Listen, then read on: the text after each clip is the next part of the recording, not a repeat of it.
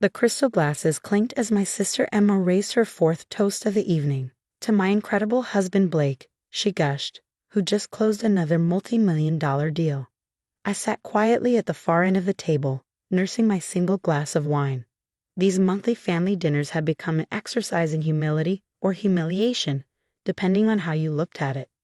The dining room of my sister's mansion could have fit my entire apartment 3 times over, a fact she never failed to mention.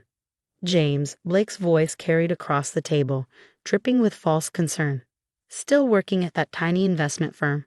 What do you call it again? Mitchell Advisory. Before I could answer, Emma jumped in. Oh, Blake, don't embarrass him. Not everyone can be as successful as you. I gripped my fork tighter, thinking about the documents sitting on my desk at work. Documents that would wipe the smug smile right off Blake's face. But not yet. Timing was everything in this game. Actually, I said calmly, we're doing quite well. Blake laughed, adjusting his Rolex. Quite well? Is that why you're still driving that 10-year-old Honda? Come on, James. When I was your age, I was already making partner at Sterling Capital. My mother, ever eager to keep peace, tried to change the subject. The food is lovely, Emma. Did your new chef prepare this? But Blake wasn't finished. He never was. You know, James, I could probably find you something entry-level at Sterling. Better than wasting your time with whatever it is you're doing now. I thought about the irony of his offer. Blake Thompson, the self-proclaimed king of Wall Street, had no idea that his entire future was currently sitting in my office safe. I appreciate the offer, I replied, cutting into my steak, but I'm exactly where I need to be. Emma rolled her eyes. James, don't be proud. Blake's trying to help you. God knows you need it. Our father, who had been quietly observing, finally spoke up. Now, Emma, your brother works hard. At what? Blake interrupted. Pushing papers at some no-name firm? Please, he's barely making ends meet while Emma has everything she could ever want. I made sure of that. I watched my sister beam at her husband, completely oblivious to the condescension in his voice.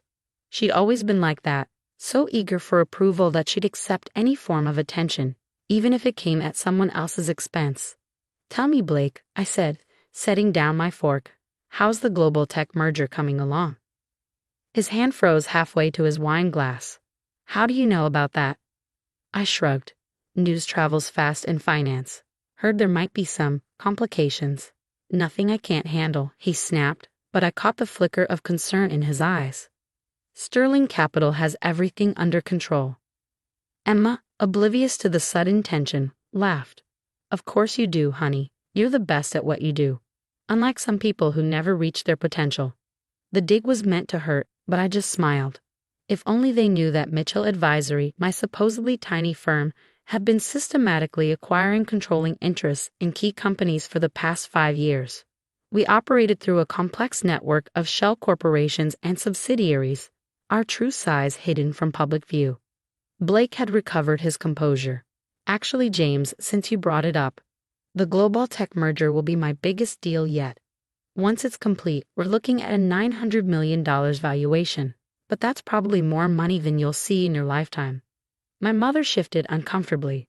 Blake, perhaps we could discuss something else. No, he waved her off. James should hear this. Maybe it'll motivate him to finally do something with his life. You know, when I first met Emma, I couldn't believe she had a brother who was such a...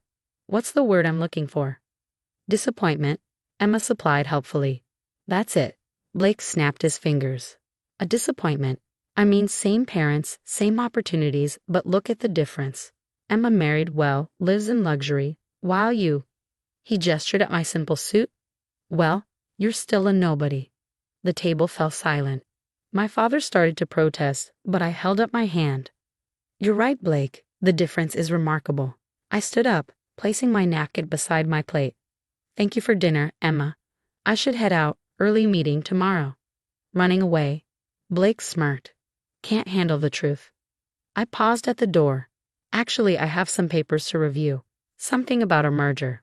His face tightened slightly, but he played it off with a laugh. Right. I'm sure your little advisory firm handles real mergers all the time. If he only knew that Mitchell Advisory was just the tip of the iceberg. Below the surface lay Mitchell Global Holdings, one of the largest private equity firms in the country. We specialized in strategic acquisitions and corporate restructuring, operating entirely in the shadows. Walking to my car, yes, the 10-year-old Honda that Blake loved to mock, I thought about the meeting scheduled for tomorrow morning, the one where Blake would discover exactly who held the power to approve or deny his precious merger. My phone buzzed. A message from my senior partner, everything in place for tomorrow. Thompson won't know what hit him. I typed back a quick response. Perfect. Time to show my brother-in-law what a nobody can do. Driving home, I reflected on how it had come to this. After graduating from Harvard Business School, something Blake didn't know about, I'd let them all believe I went to state college. I could have taken the conventional route. High-profile firm, flashy office, expensive car. But I saw an opportunity to build something different. Mitchell Advisory was my cover, a small, seemingly insignificant firm that no one would look twice at. Meanwhile, Mitchell Global Holdings worked behind the scenes, acquiring companies, restructuring corporations, and building an empire that would make Sterling Capital look like a corner store. Tomorrow, Blake Thompson would learn the hard way that appearances can be deceiving. His precious merger, the deal he'd been bragging about for months, hung by a thread that I controlled. I pulled into my apartment complex, nice but not flashy, exactly how I wanted it. My phone buzzed again. Emma, this time, you left so early. Blake was just trying to help. Why can't you accept that you're not as successful as him? I didn't respond. Tomorrow would be response enough. Inside my apartment, I opened my safe and pulled up the Global Tech merger documents. Blake's signature was there, along with various board members and stakeholders. But one signature was still needed. The CEO of Mitchell Global Holdings, the company that had quietly become Global Tech's majority shareholder. My signature. I poured myself a scotch and settled into my chair, reviewing the papers one last time. In less than 12 hours, Blake Thompson would discover that his biggest deal, his crowning achievement, rested entirely in the hands of the nobody he loved to mock. Sometimes success doesn't need to be flashy. Sometimes it's better to be underestimated, to work in the shadows while others preen in a spotlight. Blake had chosen to build his reputation on arrogance and public displays of wealth. I had chosen a different path. Tomorrow we'd see which path led to real power. The next morning, I arrived at Sterling Capital's headquarters an hour early.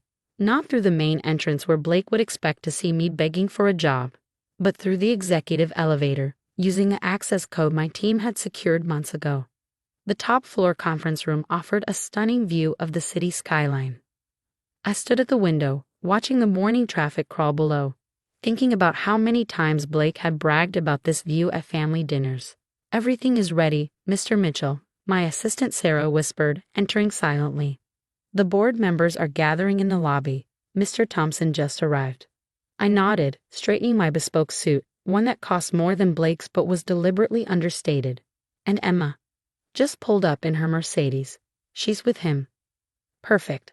I had wondered if Blake would bring my sister to witness his triumph. His ego wouldn't let him miss the chance to show off. I took my seat at the head of the conference table, back turned to the door, listening as people filed in. I could hear Blake's confident voice in the hallway. The Mitchell Global Holdings CEO is just playing hard to get. Trust me, once they see the numbers they'll sign. No one turns down Blake Thompson. Oh, the irony. The room fell silent as Blake entered. I could picture him strutting in, probably adjusting his gold cufflinks, a habit he had when he was feeling particularly powerful. All right, where's this mysterious CEO who's been? His voice trailed off as I swiveled my chair around. James, what are you doing here? This is a private meeting. Security. I smiled, opening the folder in front of me. No need for security, Blake. I'm exactly where I should be. Emma, who had followed him in, looked confused. James, why are you sitting there? That's for the CEO of Mitchell Global. Her voice faded as realization dawned. No, Blake said flatly. No, this is impossible. You run Mitchell Advisory, that tiny firm in a strip mall. Mitchell Advisory is a subsidiary, I explained calmly. One of many. Mitchell Global Holdings, on the other hand. I gestured to the board members who were trying to hide their smirks. Well, let's just say we're quite a bit bigger than Sterling Capital. Blake's face had gone from red to white. You're lying. This is some kind of joke. Like the jokes you made about my car, or my career, or how about last night when you called me a nobody? I slid the merger documents across the table. Take a look, Blake. The only signature missing is mine. Emma grabbed the papers before Blake could reach them. Her hands trembled as she read. James, you're the CEO. But all these years, I was building something while your husband was busy bragging about his latest bonus. I turned to Blake. By the way, that merger you're so proud of, we orchestrated the whole thing. Every major stakeholder, every board member who supported the deal, they work for me. Blake collapsed into a chair. Why? He managed to croak. Because true power isn't about showing off. It's about knowing when to stay quiet and when to reveal your hand. I stood up, but honey, my jacket, now about that merger. I've reviewed the terms and I'm afraid they don't work for us. Please, Blake's voice cracked. This deal, it's everything. Sterling Capital needs this. Like I needed your help getting an entry-level position, I asked softly. Tell me, Blake, how does it feel to be the nobody in the room? Emma stepped forward, tears in her eyes. James, please. If this deal falls through, Blake could lose everything. Everything? I laughed. You mean the mansion you love to show off? The cars? The vacations? All built on Blake's arrogance and other people's money? The board members shifted uncomfortably. They knew what was coming. Here's what's going to happen, I continued. Sterling Capital will be absorbed into Mitchell Global Holdings. Blake, you're welcome to stay on, in an entry-level position, of course. After all, I'm just trying to help you, like you always tried to help me. Blake's face crumpled. The mighty king of Wall Street reduced to begging for a job from his brother-in-law. You can't do this, he whispered. Actually, I can. And I am. I turned to the board members. Meeting adjourned. Sarah will distribute the new organizational charts. Blake, clean out your office by the end of the day. As people filed out, Emma remained, staring at me like she was seeing me for the first time. All those dinners, she said quietly. All those times we made fun of you. You chose your side, Emma. You chose to believe that success only looks like what Blake showed you. Flashy cars and expensive watches. You never once asked what I was building. I'm your sister, she pleaded. And I'm still your brother. The same brother you called a disappointment last night. The only difference is, now you know what I'm really worth. My phone buzzed. Another major deal requiring my attention. Real power never rests. I have another meeting, I told them. Blake, security will supervise while you pack up. Emma, I'll see you at the next family dinner. I think it's my turn to host. As I walked out, I heard Emma burst into tears and Blake's heavy breathing as he faced his new reality. Part of me felt a twinge of sympathy, but I pushed it aside. They had chosen their path, the path of arrogance and shallow success. I had chosen mine. That evening, I drove my cheap Honda back to my modest apartment. My phone had been buzzing all day. Messages from my parents, other relatives, all suddenly realizing that the family disappointment was anything but. I poured myself a scotch and opened my laptop to review another potential acquisition. My mother had sent a dozen messages. Why didn't you tell us? We had no idea. Please talk to Emma, she's devastated. I left them unread. Success isn't about proving yourself to others. It's about knowing your worth, even when no one else does. A final message came through from Blake's personal email. I understand now. I deserve this. But please, give me a chance to prove myself. I smiled, thinking of all the chances I'd never gotten, all the times he lorded his success over me.